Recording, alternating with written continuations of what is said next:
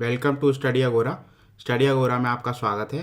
तो आज हम हमारे नेक्स्ट 25 टॉपिक्स देखेंगे। जो हमारी प्लेलिस्ट चल रही है, यूपी पीसीएस की प्लेलिस्ट चल रही है, इसमें 400 टॉपिक्स ऑलरेडी कवर हो चुके हैं। बाकी के हम टॉपिक्स कंप्लीट करेंगे और एटलीस्ट 500 टॉपिक्स तो हम कंप्लीट करेंगे। ये वीडियो बहुत इंपॉर्टेंट है, आप देखिएगा। इसके अंदर काफ़ी इंपॉर्टेंट फैक्ट्स मैंने इंक्लूड करे हैं, एग्जाम में आ सकते हैं, काफ़ी चांसेस हैं। 1 से 2 क्वेश्चन से ही 25 क्वेश्चन में आपके आ सकते हैं। तो शुरू करते हैं। पहला टॉपिक है बुंकर कन्वेंशन। बंकर कन्वेंशन जो है इंडिया ने रेटिफाई करी थी, 2015 में रेटिफाई करी है। किससे रिलेटेड है ये है ऑयल पोल्यूशन डैमेज। अब ये न्यूज़ में इसलिए है क्योंकि एक जो है ऑयल टैंकर था, स्पेनिश ऑयल टैंकर था, तो वो कोलैप्स हो गया सी के अंदर, पेरुवियन कोस्ट के पास। तो उससे काफ़ी सारा ऑयल स्पिल हो गया। तो इसीलिए बंकर कन्वेंशन जो है ये ऑयल पोल्यूशन से रिलेटेड है, ये आपको याद रखनी है। इंडिया ने इसको रेटिफाई किया है 2015 में। आगे देखते हैं। एक रिपोर्ट है world employment and social outlook trends 2022। World employment and social outlook trends 2022 report किसने रिलीज़ करी है? ये रिलीज़ करी है यूएन की body international labour organisation, ILO। ठीक है, ये आपको याद रखना है, ILO, world employment and social outlook trends 2022। फिर हम देखते हैं ब्रिक्स समिट, आपको पता है उसकी जो है थीम क्या है ब्रिक्स 2022 की। ये बहुत इंपॉर्टेंट है। Foster high quality BRICS partnership usher in a new era for global development. Foster high quality BRICS partnership usher in a new era for global development. ये थीम इंपॉर्टेंट है, BRICS की आ सकती है, ये आपको पता होना चाहिए। फिर हम आज कुछ फैक्ट्स देखेंगे। Indian state of forest report जो रिलीज़ हुई है, इसके कुछ फैक्ट्स देखते हैं। तो इसको रिलीज़ किसने किया? इसको जो रिलीज़ किया वो forest survey of India. Forest survey of India, इसकी इंपॉर्टेंट है, इसने रिलीज़ किया। Indian state of forest report 2021 वाली है ये।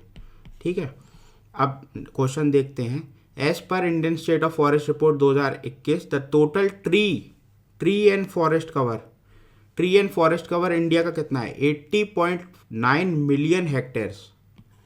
80.9 मिलियन हेक्टेयर्स बहुत इंपॉर्टेंट डेटा है, आपको याद रखना है ये। और इससे इंपॉर्टेंट डेटा है कि कितना परसेंट है total geographical area of the country का। तो ये है 24.62%। 24.62%। ठीक है, 80.9 मिलियन हेक्टेयर बहुत इंपॉर्टेंट डेटा है, आपको याद रखना है ये दोनों डेटा बहुत इंपॉर्टेंट है, याद रखिएगा। 24.62% है ज्योग्राफिकल एरिया का। ठीक है, अब ये देखते हैं इंक्रीज क्या हुआ है। What is the increase in the tree and forest cover as per Indian state of forest report. ठीक है, 2021 वाली। तो इंक्रीज हुआ है 2261 स्क्वायर किलोमीटर। ये भी बहुत इंपॉर्टेंट है, कितना इंक्रीज हुआ है पिछले वाले उससे सर्वे से। तो ये जो है इंक्रीज हुआ है 2261 स्क्वायर किलोमीटर। ठीक है, आगे बढ़ते हैं। ये इंपॉर्टेंट डेटा है काफ़ी। As per Indian state of forest report 2021 the top 3 states की बात हो रही है जिसके अंदर इंक्रीज हुआ है फॉरेस्ट कवर। ठीक है, तो फर्स्ट पे है आंध्र प्रदेश जिसमें 647 स्क्वायर किलोमीटर हुआ है। आंध्र प्रदेश है फर्स्ट जिसमें 647 स्क्वायर किलोमीटर हुआ है। तेलंगाना है सेकंड 632 स्क्वायर किलोमीटर, और उड़ीसा। तो आप एक्रोनिम याद रखिएगा, ATO, आंध्रा, तेलंगाना और उड़ीसा। ठीक है, ये टॉप 3 हैं जिसमें इंक्रीज हुआ है स्टेट्स में। फिर आगे क्वेश्चन देखते हैं। According to Indian state of forest report 2021 the top 5 states with forest cover area wise की बात हो रही है। एरिया वाइज सबसे ज़्यादा जो है फॉरेस्ट किधर है, जंगल। तो मध्य प्रदेश नंबर 1 पे है, सबसे ज़्यादा एरिया फॉरेस्ट का मध्य प्रदेश में। नंबर 2 पे अरुणाचल है। नंबर 3 पर छत्तीसगढ़ है। नंबर 4 पर उड़ीसा है। और नंबर 5 पर महाराष्ट्र है। बहुत इंपॉर्टेंट है ये क्वेश्चन आने के बहुत चांसेस हैं। फिर अगला है कि परसेंटेज, उस स्टेट के कितने परसेंट फॉरेस्ट है। तो ये परसेंटेज वाइज है। ठीक है, परसेंटेज वाइज तो सबसे ज़्यादा फॉरेस्ट जो है मिजोरम 84.53%। या 100% में से 84.53% मिजोरम का एरिया फॉरेस्टेड एरिया है। ठीक है, फिर है अरुणाचल 79.33, फिर है मेघालय 76%, मणिपुर है 74.34, फिर नागालैंड है 73.90। ये डेटा बहुत इंपॉर्टेंट है, आपको याद रखना है, इसका और कोई ऑल्टरनेटिव नहीं है। ये वाला डेटा पर एरिया वाइज वाला डेटा और ये परसेंटेज वाला, ये तो आपको याद ही रखना है। ये जो स्टेट्स हैं जिसके, ठीक है, तो उसमें याद रखिएगा मध्य प्रदेश है और इसमें मिजोरम है।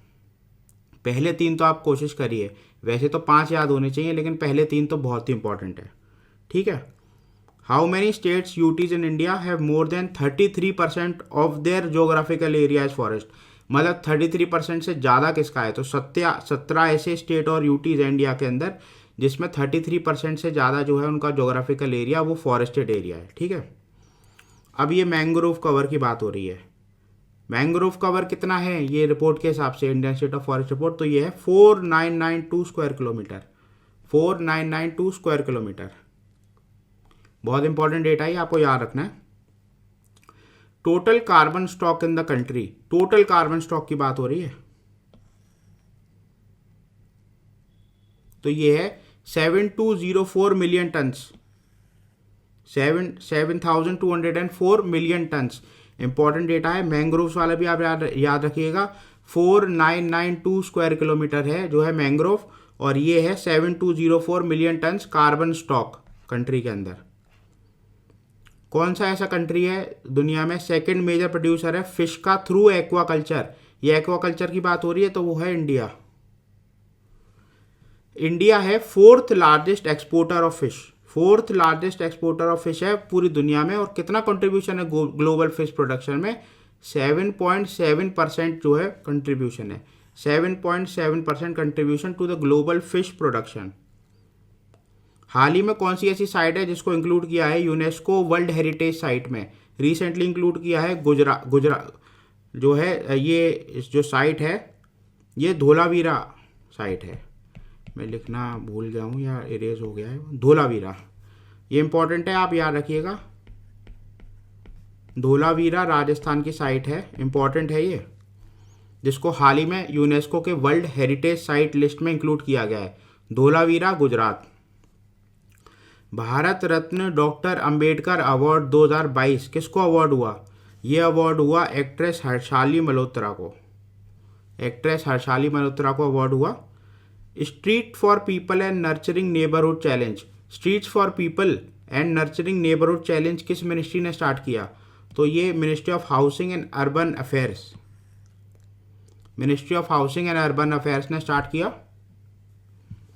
National startup day, national startup day कब सेलिब्रेट किया जाता है, तो ये जो सेलिब्रेट किया जाता है जनवरी 16 को किया जाता है। इंपॉर्टेंट फैक्ट है, आपको याद रखना है, जनवरी 16 को किया जाता है। इंडिया की ऐसी कौन सी पहली सिटी बनी है जिसमें वाटर मेट्रो प्रोजेक्ट है, India's first city with water metro project is Kochi Kerala, Cochin Kerala, ठीक है। The new secretary general of SCO Shanghai cooperation organisation का न्यू सेक्रेटरी जनरल कौन है, न्यू सेक्रेटरी जनरल है जैंग मिंग। और ये SCO का जो है, आप कमेंट में नीचे लिख के बताइए हेडक्वार्टर्स किधर है इसका, कमेंट बताइए जल्दी नीचे लिख के।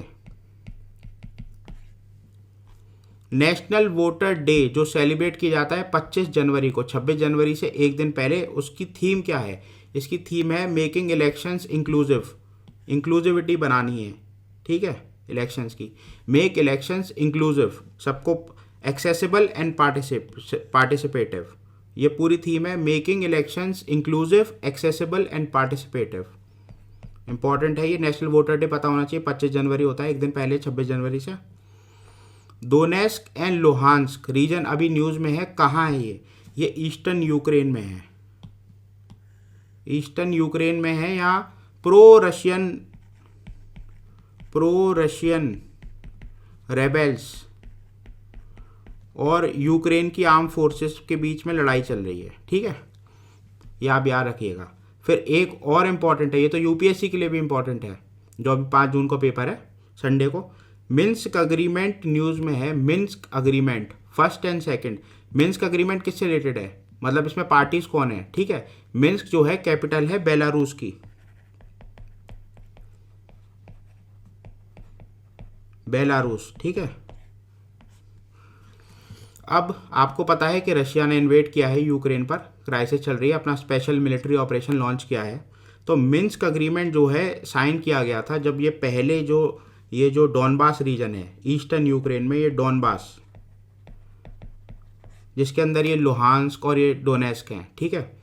आपको पता है क्रिमिया जो है जिसकी कैपिटल सेवास्तोपोल थी, सेवास्तोपोल, ये ऑलरेडी जो है 2014 के आसपास जो है रशिया ने इसको अनेक्स कर लिया था।